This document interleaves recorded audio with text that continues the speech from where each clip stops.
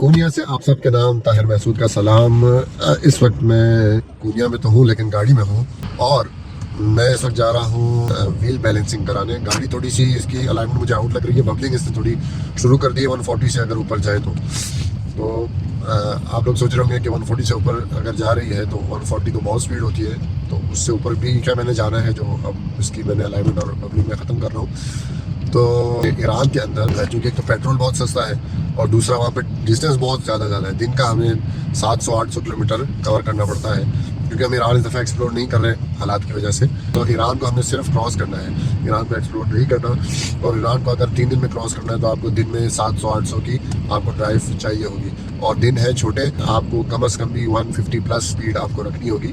Last time तो जब हमने यज़ से तब्रेज़ किया था 1100 किलोमीटर एक दिन में, तो बीच में एक जगह मैंने 200 की भी स्पीड मजबूरी थी मैंने की क्योंकि डिस्टेंस बहुत ज़्यादा है और दिन छोटे हैं। तो खैर लेकिन वो गाड़ी मेरे कंट्रोल में थी और रोड बहुत ज़बरदस्त है ईरान के और पेट्रोल सस्ता है।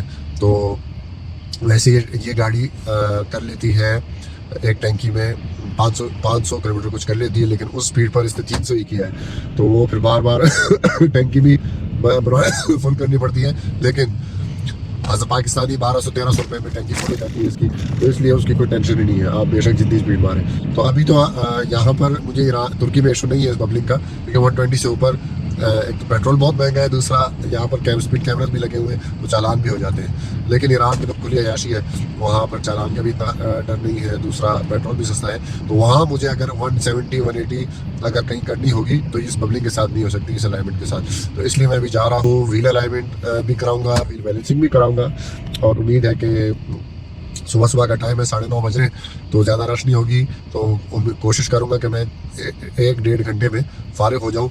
ये काम हो जाए तो बस फिर ये कि फिर मैं पुरसुकून हो जाऊँगा और ये फिर ईरान के अंदर जैसे ही वेटर होंगे तो फिर गाड़ी बढ़ सकते हैं। तो इस वक्त मैं गुजर रहा हूँ कोनिया शहर में। कोनिया शहर आप लोग इसमें देख रहे होंगे, ऊपर मैंने 360 लगाया हुआ है तो उसके आपको टाइम लैप्स आ रहा होगा। कोनिया बहुत खूबसूरत शहर है और मौला रूमी के बाज़ार की वजह से मशहूर है। हम जहाँ पर रुके हुए बिल्कुल साथ वॉकिंग डिस्टेंस पर ही मौला रूमी का बाज़ार है, लेकिन मैंने कहा पहले ये काम मैं करवा लूँ, फिर आखिर में उसको मैं वहाँ भी हाजिरी दे दूँगा। और फिर हम आज निकल रहे हैं कैपेडोशिया के लिए। चलो अभी मैं 3 किलोमीटर रह गया हूँ अपने डेस्टिनेशन से, व्हील बैलेंसिंग से। वहाँ मैं पहुँचता हूँ तो फिर आपको वहाँ पर मुलाकात करता हूँ और वहाँ पर आपको बताता हूँ कि तुर्की के अंदर व्हील बैलेंसिंग और अलाइनमेंट के क्या रेट है, क्या तरीक़ाकार है, मशीनरी की कैसी है। लास्ट टाइम मैंने करवाई थी अंकारा में, हमने कराई थी जो दूसरी गाड़ी थी अवैस की, तो वो बड़ी ज़बरदस्त अप टू डेट मशीनरी भी थी और प्राइस भी रीजनेबल थी। अब कोनिया थोड़ा सा छोटा शहर है अंकारा के और उसके मुकाबले में, तो लेकिन उम्मीद है कि यहाँ पर भी सारी सहूलियात होंगी और प्राइस भी रीजनेबल होंगी। तो चले मिलते हैं आपसे अलाइनमेंट और बैलेंसिंग के स्टोर के ऊपर, या उसको क्या वर्कशॉप, अलाइनमेंट के वर्कशॉप पर। सलाम। English? English? Yok, no. English? Anyone? No. No? İstiyorum. Şikayet ne? Şikayet? Araba sallıyor. हाँ, व्हील बैलेंस और अलाइनमेंट। Dur bekle. शिकायत करे, शिकायत क्या है? ये शिकायत है भाई।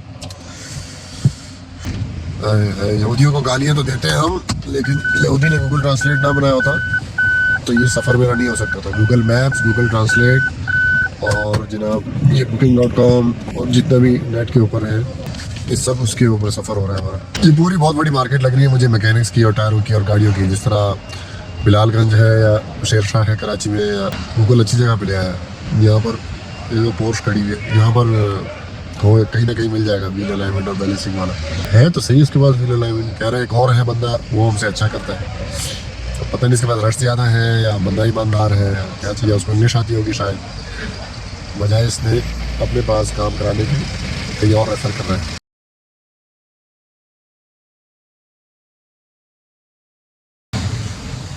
Offended?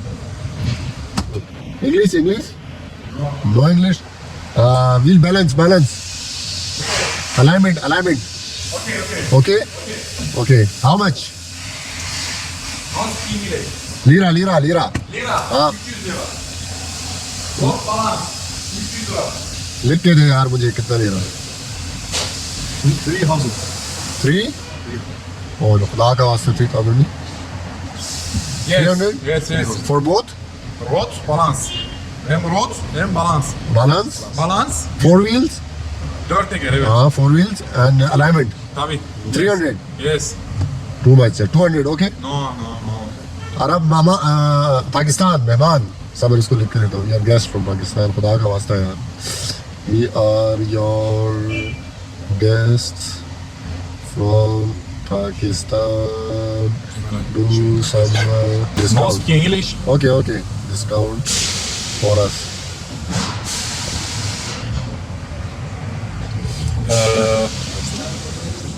एक मिनट Benzinde ne istiyorsun? Yani arabaya ne istiyor? Ne istiyorsun? What do you want Rot mu balans mı? balance alignment alignment Tamam hem rot hem हाँ balans. हाँ हाँ balance balance wheel balance Şikayet ne? vibrate Titriyor mu? हाँ, O balans हाँ, 150 o 150. हाँ हाँ four balance Tamam o 150. हाँ सबर एक minute Şu. what is the complaint हाँ vibrate vibration Titriyor mu? हाँ Titriyor. हाँ हाँ Yaz 150 yaz. Sen dur. Tut. 150. 150 total Tabii 4. 4 titreme. alignment भी Tabii yes. और balance भी Yes. good good तशक्कुर है तेरे शुक्र है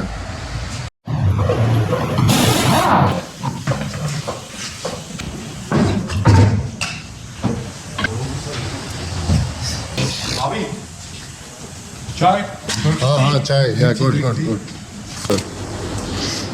चलो यार चाय पिलाते हैं ये अच्छे हैं हर जगह ये बैलेंसिंग मैंने करवा ली है चारों टायरों की और अभी अलाइनमेंट के लिए गाड़ी यहाँ लगाएंगे और ये दोनों 250 लीरा की कर रहे हैं खाली अगर आप बैलेंसिंग कराओगे तो 150 की है या खाली अलाइनमेंट कराओगी तो वो भी 150 की है दोनों कराएंगे तो वो 250 की करके दे रहे और फिर भी ठीक है 250 यानी आप पाकिस्तानी समझ लें कि 4000 रुपये में पाकिस्तान के हिसाब से तो खैर ज़्यादा है लेकिन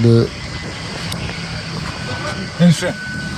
नीचे इसका ये रहा ना यार पाँव से दबा पाँव से हाँ हाँ हाँ हैंड ब्रेक का इसको नहीं पता लग रहा था तो पाकिस्तान के हिसाब से थोड़े ज़्यादा है लेकिन फिर भी मेहरबानी है यार इसने वही रेट ले रहा है जो सबसे लेता है वरना यहाँ पे लूटते भी हैं आप मेहमान नवाजी तो मैं खैर इनको खुश करने के लिए कह दिया लेकिन तुर्की के लोग पाकिस्तान की तरह मेहमान नवाज नहीं है पाकिस्तान में अगर इस तरह आप सोचें किसी के पास गाड़ी आए बाहर मुल्क से तो वो तो शायद पैसे ही ना लें उनसे लेकिन यहाँ आज तक मैंने नहीं देखा कि किसी ने पैसे छोड़े हों इस वजह से कि पाकिस्तान से गाड़ी आई है या बहुत दूर से आए हैं तो ये जो भी कोई टूरिस्ट प्लेस होती है जैसे मरी है तो मरी के लोग मेहमान नवाज नहीं होंगे उनका कारोबार है तो हर टूरिस्ट प्लेस में ऐसे ही होता है लेकिन ईरान के अंदर चूँकि टूरिस्ट कम आता है तो वहाँ पर आपको ये चीज़ मिल जाएगी कभी कभी वो पैसे छोड़ भी देते हैं या आपको डिस्काउंट कर देते हैं लेकिन यहाँ पर ऐसा नहीं है क्योंकि ये लोग आदी है यूरोप से गाड़ियाँ आती रहती हैं तो ये लोग इनके लिए बाहर से गाड़ी आना कोई नई बात नहीं है लेकिन ईरान में आपको मिल जाएगा इस तरह मेहमान नवाजी आपको कभी कभी छोड़ भी देंगे या पैसे कम कर देंगे तो चलो अभी अलाइनमेंट कराते हैं फिर 10:20 हो गए फिर मौलाना रूमी के बाज़ार जाएंगे और आगे फिर कपड़ोशिया ये गाड़ी मैंने वहीं खड़ी कर दी जहाँ रात को खड़ी हुई थी होटल के पास और ये अब मैं जा रहा हूँ मौलाना रूमी के बाज़ार मेरे ख्याल से जो वो बड़ी मस्जिद आपको शायद नज़र आ रही हो इतनी देर से मैं खड़ा हुआ था ये पैदल वालों का सिग्नल बंद था अब पैदल वालों का सिग्नल खुला है तो ये मैं पूछता हूँ शायद यही है वरना मैं उसमें देख लूँगा जो बड़ी मस्जिद मुझे नज़र आ रही है शायद सलाम मौलाना हाँ यही है मौलाना चलो यहाँ पर बाज़ार के अंदर हाज़िरी देते हैं फिर एक दो जगह शायद कोनिया में हम और एक्सप्लोर कर लें वरना फिर निकलते हैं कैपेडोशिया की तरफ ये ट्राम चलती है मौलाना रूमी के बाज़ार के बिल्कुल सामने से ही और टूरिस्ट को पूरे शहर से यहाँ पर लेकर आती है ट्राम और ये कोनिया का वो भी बना हुआ है यहाँ पर मैं पिक्चर तो खिंचाता हूँ सब्र करो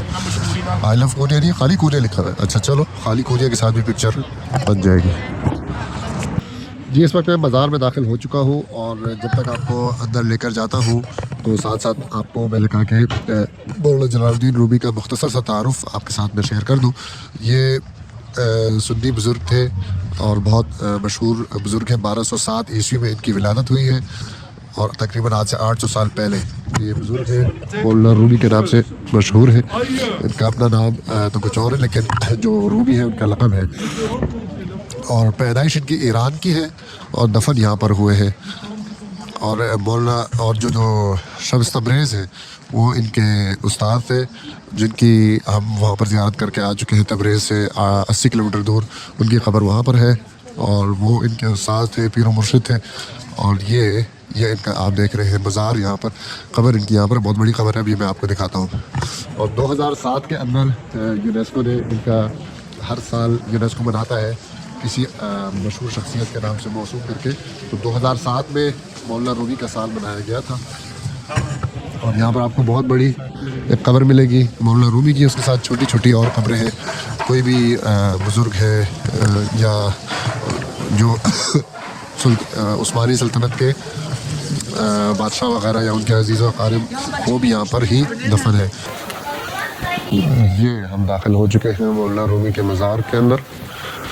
और ये देखिए छोटी छोटी कब्रें, मैंने जो आपको बताया था कि मुख्तलिफ़ उलमा की और उस्मानी सल्तनत के जो बादशाह गुजरे हैं या उनके अजीज़ व अक़ारिब, वो यहाँ पर दफन है। और ये देखिए ये बड़ी कब्र जो है ये मौलाना रूमी की है। मैं फातिहा पढ़ता हूँ, फिर बाहर निकल कर आपको मज़ीद तफ़सीलात बताता हूँ। मौलाना रूमी की कब्र के साथ ही छोटा हल्का हल्का म्यूज़िक लगा हुआ है, सूफ़ीज़म वाला। सर कब्र के ऊपर म्यूज़िक नहीं होना चाहिए, लेकिन यहाँ पर इन्होंने हल्का हल्का म्यूज़िक लगाया हुआ है। और वो कब्र है, ये देखें, ये कब्र ओके। और ये साथ म्यूज़ियम है छोटा सा, इसमें कुरान वगैरह और चीज़ें वगैरह रखी हुई हैं। यहाँ से हम भी एग्ज़िट हो जाते हैं। ये हम एग्ज़िट हो गए। ये देखें चोंगे आपको शायद नज़र आ रहे हो, ये सारे चोंगों ने यहाँ पर कब्ज़ा किया हुआ है कोनिया के अंदर मौलाना रूमी के मज़ार पर। तो चोंगे यहाँ पर आपको बहुत ज़्यादा नज़र आएंगे।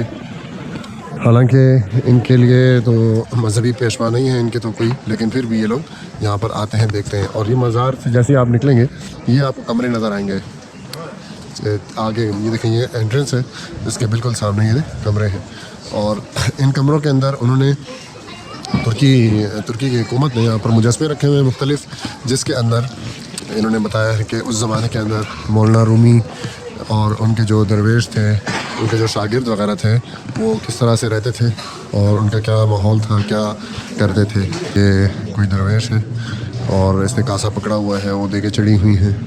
ये भी एक दरवेश है, इसने थैला लिया हुआ है और बाज़ार जा रहा है शॉपिंग करने के लिए, सामान लाने के लिए, सौदा सल्फ लाने के लिए। बर्तन है देके चढ़ी हुई हैं। और ये वर्ल्डिंग दरवेश है, इसके बारे में मैं आपको बताऊँगा। जो दो दरवेश हैं गिर्द गिर्द घूम रहे हैं। और ये सिमा हो रहा है, सिमा की मजलिस के इन्होंने बनाया हुआ। सिमा के बारे में भी आपको बताता हूँ, अभी दरवेश वर्ल्डिंग दरवेश के बारे में भी आपको बताता हूँ। इन्होंने स्टैचू इस तरह हर कमरे के अंदर इन्होंने रखे हुए हैं। मैं वापस बाहर चल कर आपको दूसरे कमरे भी थोड़े थोड़े दिखा देता हूँ। हर कमरे के बाहर इन्होंने बोर्ड लगाया हुआ है इंग्लिश के अंदर और तुर्की के अंदर भी सारी डिटेल लिखी हुई है कि यहाँ पर किस तरह इनका तर्ज़ ज़िंदगी क्या होता था। अभी इस कमरे में रश है, मैं आपको ये देखो जी मौलाना के कुछ शेर हैं और ये इनकी सारी तारीख़ वगैरह है। ये देखो जी, ये उस ज़माने में यहाँ पर ये कोयले रखे हुए हैं और तस्बीह से ज़िक्र हो रहा है, मुराक़बा हो रहा है। खादिम यहाँ पर खड़ा हुआ है। इस तरह ही सारे कमरों के अंदर ये मस्जिद है और साथ मदरसा होता होगा, तो इस सारे कमरों के अंदर उस ज़माने में यही माहौल होता होगा। ये देखो ये कुरान रखा हुआ है, कुरान रखा हुआ है, टोपी रखी हुई है, फ़ाइल वाइल कलम, सारे यहाँ पर दर्स व तदरीस वगैरह हर कमरे के अंदर होती होगी। तो अब उन्होंने इन कमरों के अंदर सिर्फ मुजस्मे रखकर उस ज़माने का माहौल बताने के लिए अभी तक इनको बाकी रखा हुआ है इन कमरों को। तो वर्ल्डिंग दरवेश के बारे में और सूफ़ी जो सिमा है, सिमा के बारे में मैं आपको बताऊँगा। वर्ल्डिंग दरवेश इनका एक फेस्टिवल है, आप लोगों ने टीवी के अंदर भी और वीडियोस के अंदर देख रखा होगा। सूफीज़म की जहाँ पर भी कहीं बात आती है तो एक सफ़ेद लंबे चौके के अंदर और लाल रंग की टोपी पहनकर गोल गोल घूमते हैं। ये चीज़ इसकी मैं बात कर रहा था, ये गोल गोल घूमते हैं, सूफीज़म की जो अलामत है। तो ये म्यूज़ियम है मौलाना का। अभी बस यहाँ से एग्ज़िट हो जाता हूँ मैं। अच्छा, तो वर्ल्डिंग दरवेश का मैं बता रहा था, यहाँ पर फेस्टिवल होता है हर हफ्ते को रात को, सर्दियों में 8 बजे, गर्मियों में 9 बजे। यहाँ पर इन्होंने कॉम्प्लेक्स बना रखा है कोनिया के अंदर, इसीलिए सिर्फ दरवेश डांस के लिए। आप कोनिया अगर आएंगे हफ्ते वाले दिन तो रात को 8 बजे सर्दियों में, गर्मियों में 9 बजे आप वहाँ जा सकते हैं। 30 लीरा का टिकट है, बहुत बड़ा ऑडिटोरियम है वहाँ पर। हज़ारों लोगों के बैठने की जगह है। बीच में बहुत बड़ा गोल उन्होंने स्टेज बनाया हुआ है, उसके अंदर 1 घंटे का या 1.5 घंटे का वो सारा फेस्टिवल होता है। आप वहाँ पर जाएं और उसको देखें। जिस तरह म्यूज़िकल कॉन्सर्ट होते हैं बहुत हंगामे वाले, हल्ले दुल्ले वाले, वो नहीं होता, बिल्कुल पुरसुकून, और हो सकता है बोर भी हो जाए। हमने लास्ट टाइम इस्तांबुल में देखा था, इस्तांबुल में भी होता है, लेकिन इस्तांबुल में बहुत महंगा था। हमसे तो 250 लीरा लिए थे, लेकिन वो 400-500 लीरा तक लेते हैं। तो ये है कि इस्तांबुल में आपको महंगा मिलेगा, यहाँ पर आपको 30 लीरा के अंदर वही चीज़, बल्कि उससे अच्छी जगह के ऊपर बड़े ऑडिटोरियम में और बड़े लेवल पे आपको मिल जाएगी। तो अगर आप तुर्की आएँ तो कोशिश करें कि कोनिया का आप अपना चक्कर विज़िट हफ्ते वाले दिन रखें, ताकि ये बहुत बड़ी अट्रैक्शन है, बहुत बड़ा यहाँ पर एक फेस्टिवल है, वो भी आप देख लें और आपसे वो मिस ना हो। और ये कोनिया के जो मौलाना रूमी का मज़ार है, उसके बाहर ही आपको सोवेनियर शॉप्स मिल जाएंगी। अंदर आपको जो सूफियों वाली टोपी है, उसका चोगा है, वो मिल जाएगा। उसके अलावा सोवेनियर मौलाना रूमी, ये सूफियों वाले लॉकेट वगैरह और फ्रिज पर चिपकाने वाली चीज़ें, वो आपको मिल जाएंगी। तो ये था हमारा छोटा सा विज़िट मौलाना रूमी के मज़ार का। वहाँ पर हमने फातिहा पढ़ ली, मौलाना के लिए सर सवाब कर लिया। अब मैं जा रहा हूँ वापस अपने होटल की तरफ, गाड़ी की तरफ, और देखते हैं एक दो शायद अगर हमने और चीज़ें एक्सप्लोर कर ली दुनिया के अंदर तो ठीक, वरना मिलते हैं आपसे कपड़ोसिया। तुर्की का 7वां बड़ा शहर कोनिया तुर्की के बीच में वाक़ है और कई लिहाज से अहमियत का हामिल है। ये दुनिया के कदीम तरीन तारीखी शहरों में से एक है। कहा जाता है कि तूफ़ान नूह के बाद सबसे पहला शहर जो आबाद हुआ वो कोनिया ही था। आज से तकरीबन 1000 साल पहले सल्जूकी ने इस शहर पर सन 1072 में बाज़ंतीनी रोमियों से फतह करके कब्जा कर लिया था। सल्जूकों ने इस शहर को अपनी रियासत का दारुल-हुकूमत बनाया था। उन्होंने ही इसका नाम अकूनियम से बदल कर कोनिया रखा। इसी दौर में कोनिया ने सबसे ज़्यादा खुशहाली का दौर देखा और दुनिया के सबसे शानदार शहरों में शुमार होने लगा।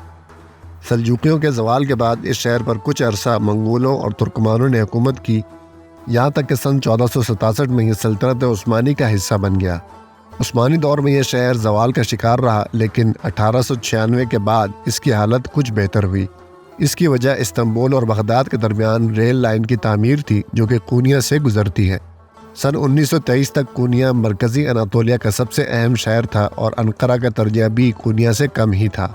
सन 2012 में सिर्फ कोनिया शहर की एक्सपोर्ट्स 130 मुल्कों तक पहुंची। इसी बात से इसकी सनती अहमियत का अंदाज़ा लगा लें।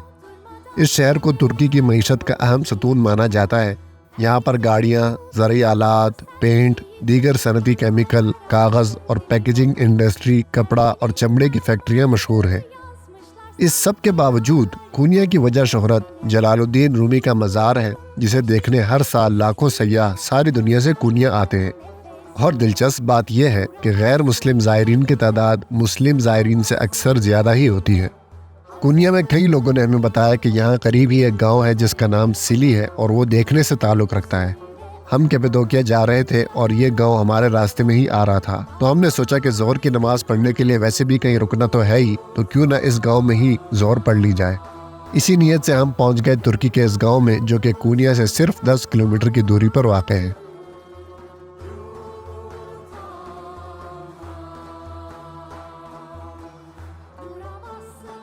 जी, ज़ोहर हमने पढ़ ली इस मस्जिद के अंदर, और ये ऊपर आपको गांव नज़र आ रहा होगा। और अभी हम वापसी कर रहे हैं, तो हमने जाना है कपडोशिया। वो इससे ज़्यादा खूबसूरत है और वहाँ पर ज़्यादा हमें टाइम गुजारना चाहिए। तो लगे हाथों आप देख लें तुर्की के गांव किस तरह होते हैं। यहाँ की गलियाँ, फिर कम से कम सफाई तो है।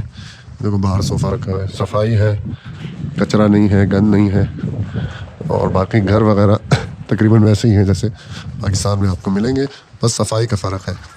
पार्किंग से पता लग रहा है गाड़ियों से कि लोग काफ़ी यहाँ पर आते हैं। और मेरे ख्याल में कोनिया शहर का ये एक पिकनिक स्पॉट होगा।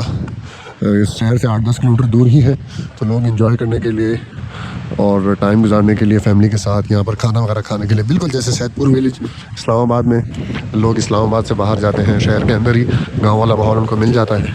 लेकिन ये फ़र्क है कि यहाँ पर पहाड़, आपको ग्रीनरी आपको नज़र आ रही है। अभी तो नवंबर है इसलिए ये सूखा हुआ है, लेकिन जब समर होगा, जब गर्मियाँ होंगी जून जुलाई अगस्त में, तो ये बहुत खूबसूरत मंजर होगा यहाँ पर। हवा भी कतरे ठंडी होगी और ग्रीनरी की वजह से ये जगह और भी ज़्यादा खूबसूरत हो जाती होगी। तो बहरहाल ये छोटा सा गांव है पूंजिया के साथ ही। अगर आप गर्मियों में आएंगे तो आपको बहुत ज़्यादा यहाँ पर अच्छा माहौल भी मिलेगा, मौसम भी अच्छा होगा, ग्रीनरी भी होगी। तो यहाँ पर आप आ सकते हैं चाय वगैरह पीने के लिए, खाना खाने के लिए। और स्पेशल आप अगर यहाँ पर आएंगे तो मैं रिकमेंड नहीं करता कि आप स्पेशली यहाँ पर आएँ दूर से। हाँ, जिस तरह अभी हम जा रहे हैं कैपेडोशिया तो रास्ते में पड़ रहा है, तो चलो देखते हुए चले गए। तो बहरहाल ये था सिली गांव और अब हम गाड़ी पहुँच आए हैं और अभी हम आगे का अपना सफ़र जारी रखते हैं कैपेडोशिया की तरफ।